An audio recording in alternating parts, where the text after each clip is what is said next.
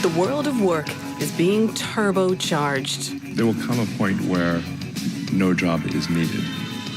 The tech bros warning of profound change. These systems will make a lot of jobs just go away. So what does that mean for today's employees? These redundancies, in our opinion, are the canary in the coal mine. For employers? I think anybody who wants it to stay the same will probably be left behind. And the workers of tomorrow. I don't know a single person that's gotten a job out of our year. Yeah. If work is changing, how soon is now?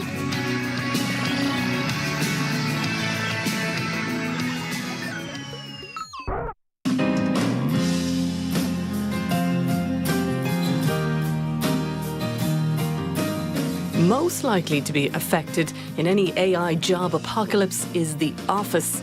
Roles that enter data, process information. AI is on the horizon.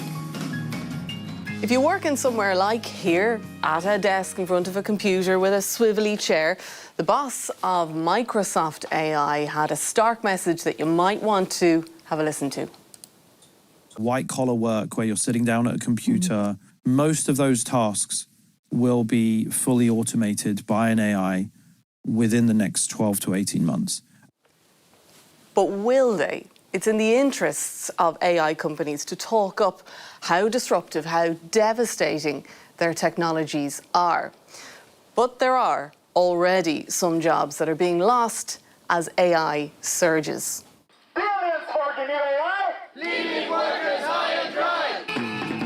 Workers at Covalent in Sandyford, Dublin, are striking over impending redundancies.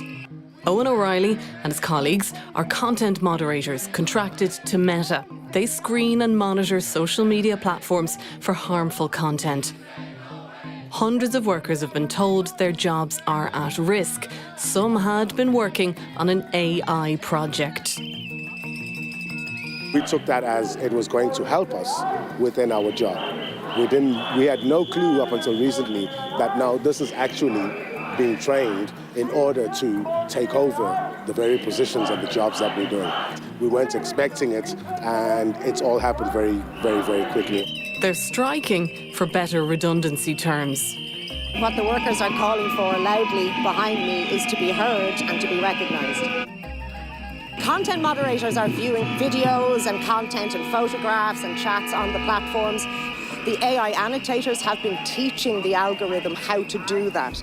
So when the algorithm takes over, the theory is that AI will be able to moderate the platforms for safety, the work that these workers have been doing up until now. They've been training their robot replacements? They have. Staff here are not on big money and say previous redundancies have resulted in poor terms and low payouts. Covalent told Primetime it's proactively consulting with and supporting teams and following required processes in line with obligations. This protest is about redundancy packages and what's going to happen, the hundreds of workers expected to lose their jobs here. But the big picture is whether jobs like these will exist in any company in the future. From what we can see from interacting with all our members across the tech space, not just in Covalent but in other employments, it isn't so much that AI is coming, it's that AI is here. These redundancies, in our opinion, are the canary in the coal mine. We don't know if these workers are being directly or indirectly replaced by AI. We do know some tech companies are cutting human roles while pouring billions into AI. Meta is slashing its global workforce. The parent company of Instagram and Facebook has laid off 8,000 people. Here, 350 Meta staff, 20% of the workforce, are on notice of redundancy. But are the job losses in tech linked to AI, or is there something else going on? The suspicion is companies are saying redundancies are because of AI, but it's really because they overhired or overinvested in their AI. The industry went on a recruiting binge after COVID, from around 130,000 IT and communication employees when the pandemic hit to a peak of almost 190,000 18 months ago. Since then, the fall has been pronounced: 20,000 fewer jobs in 1 year. Across the wider workforce, those with arguably most to lose in an AI revolution are the college graduates yet to start their careers. This month, US university graduation ceremonies have become flashpoints. The rise of artificial intelligence is the next industrial revolution.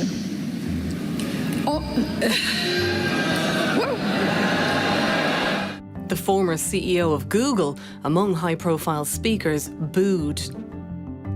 I know what many of you are feeling about that. I can hear you.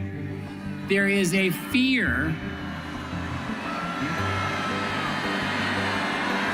There is a fear. Gen Z use AI most, but surveys showed they're also the most pessimistic about its impact.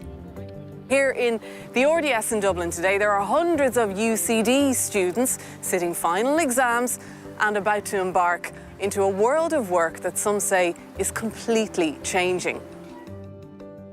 You've just walked out. Introduce yourself. Tell me why you're looking so smiley. Just finished last ever exam in health economics, so finished in UCD now. Congratulations. Yeah, thank you very much. And now the next question, have you got a job? No.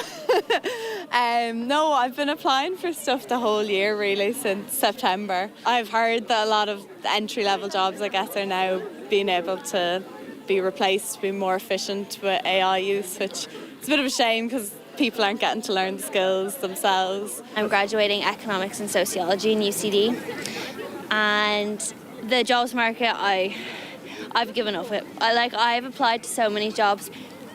I don't know a single person that's gotten a job out of our year. Yeah. And there's 500 of us.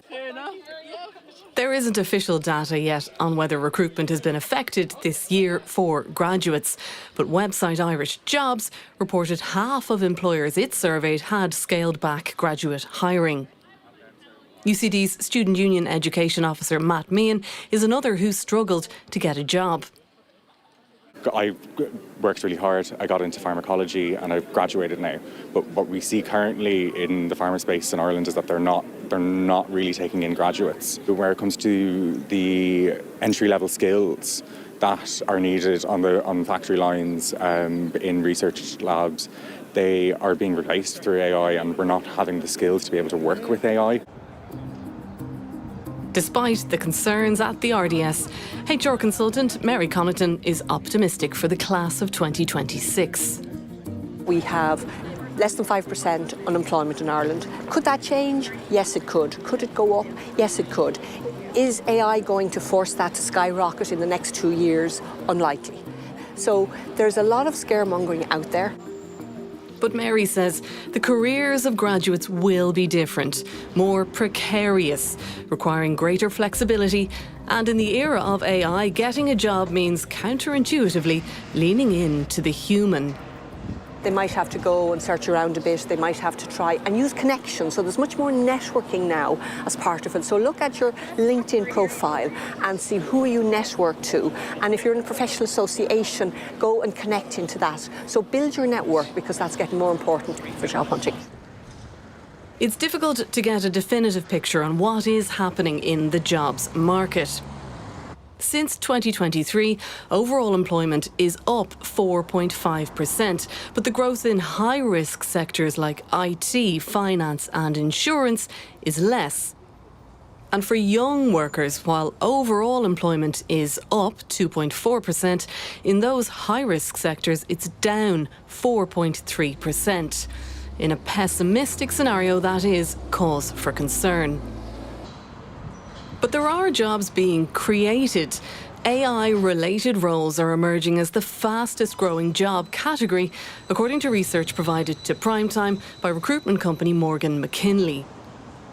We've noticed over the last 18 months, an analysis that we've been doing, there have been more than 80 distinct new job titles, and that's in addition to all of the augmentation that's happening of existing roles and the change of roles to incorporate AI into them. You guys are the recruiters. You're seeing this before anybody else.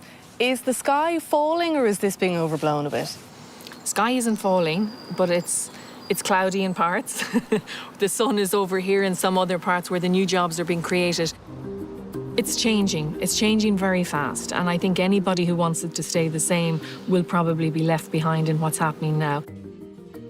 Some tech CEOs are becoming less alarmist on jobs. OpenAI's Sam Altman just this week admitting he'd been wrong about how big the impact would be on entry-level jobs. Whatever AI brings, these students aren't worrying too much right now.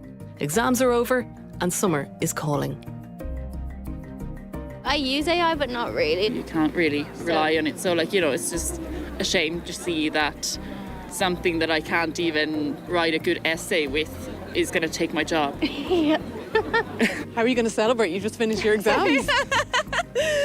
Going out tonight and tomorrow and Sunday, maybe.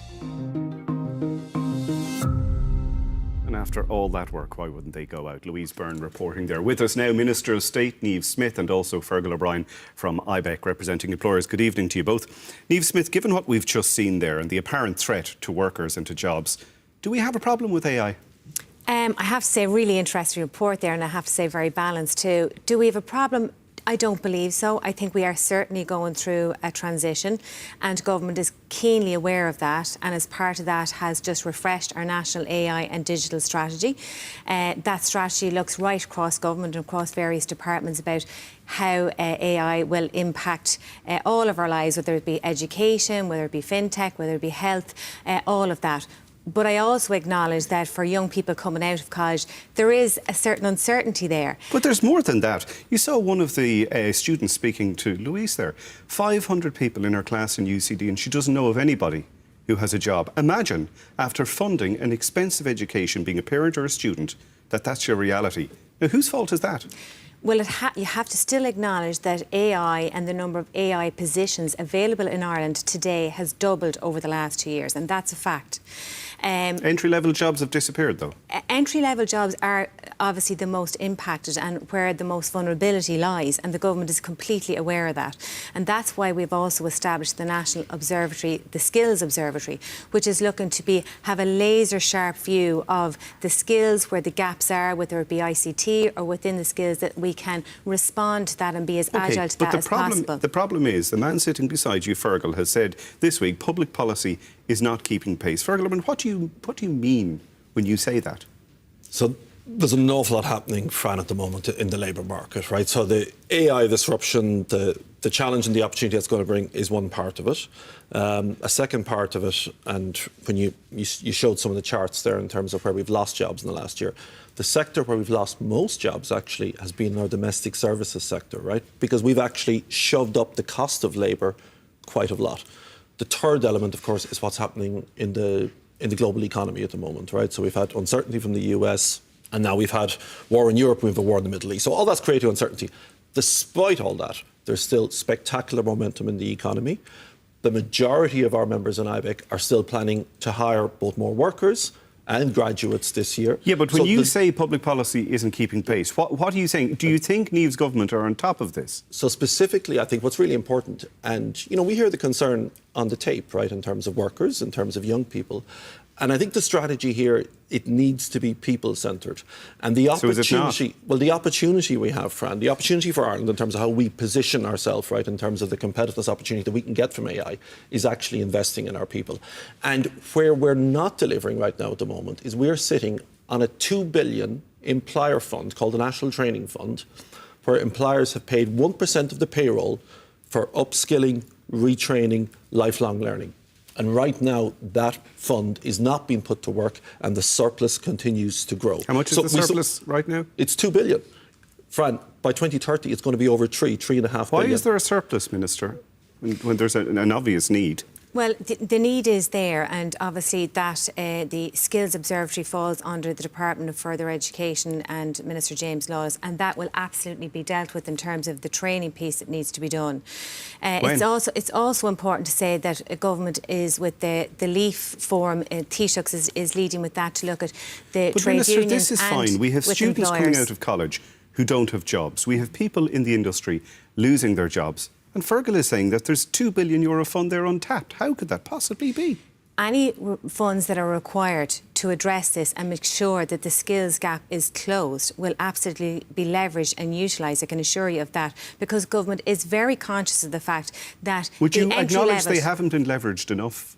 Well, I would acknowledge the fact that any resources that are required would be put into this, because government, whether it be Minister James Lawless, whether it be Minister Jack Chambers, all of us have a role in this, and Minister Peter Burke are acutely aware of that. And we are not working in silos, we are working across board, whether it be in further education. Also, the task force within the Department of Education, AI task force has been created too within the Department of Education to look at even education, whether it be in primary and secondary school level too, to equip our teachers with all that. So it is going to take time, Fran, it has to be said. It does take time, but we are working quickly and trying to respond as fastly as possible. I want to ask you about something else. In April, you wound down the AI Advisory Council. This is the council that advises the government and government departments on matters relating to AI.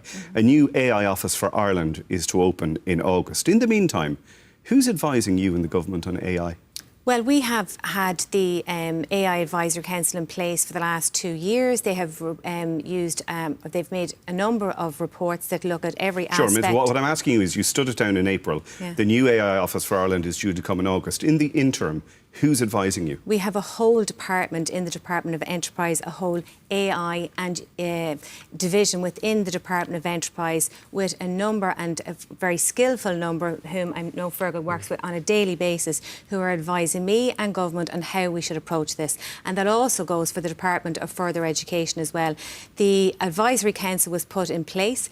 All of those people sat there and worked very closely with us of their own. They were doing it free of charge, and that isn't sustainable either. But we are always there, and Dr. Patricia Scanlon and all of the team who are on that Advisory Council, I know, are available to me or my department or any government colleague who needs advice. But they're gone now. Guidance. You've wound them down before you set up an AI office for the country. No, that's not fair. They were there. They advised on how the office should be established. They advised on, I suppose, to be wary and to stay away from creating more regulation. They certainly advised on how the AI office should be established, and that will be in place by August of this year, which of course will be another opportunity to give signposts and also a sandbox for other technologies to be tried and tested, which will fall into line with our AI EU Act. And of course, just it has to be said on Fergal's point that with the development of AI in this country, this government is very clear and very focused on ensuring that it is human-centred, as well as closing the skills gap as well. Ultimately, Fergal, it's your members who are employers,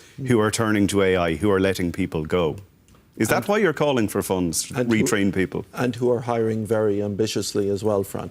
So what we're seeing loads of things happening in the labour market at the moment, right? We are seeing companies investing in new areas, creating loads of opportunities. We're seeing workers being redeployed towards AI-related investment, right? We are going to see some jobs that will be impacted, but I've no doubt that we're going to see a lot more new opportunity in the labour market. Every technology we have ever had in the history of modern economies has created more so what opportunity, happens to these people more who employment AI is than it has replacing ever their disrupted. jobs? What happens to them if they're not needed? We invest in those people, Fran. And that's what I go back to that. And we are really fortunate here. There's 2 points I'd really like to make, Fran, in terms of the opportunity, right? One is the resource we have in terms of that human capital national training fund. We need to put that to work really ambitiously, right? And it does need to happen in this year's budget. What's really important is we don't get a catch-all expenditure rule saying this is competing with social welfare or with health or investment. The other thing is we need to maintain social solidarity. And I think that Ireland can do this better than most other countries. If we really focus on that contract, if the employers, the employees and government really partner on this, we can navigate this really well. We can maximise the opportunity, and ultimately this will be a competitiveness gain for the economy. All right, Fergal O'Brien, unfortunately, Minister, we're out of time. I do apologise. Minister Niamh Smith, thank you both.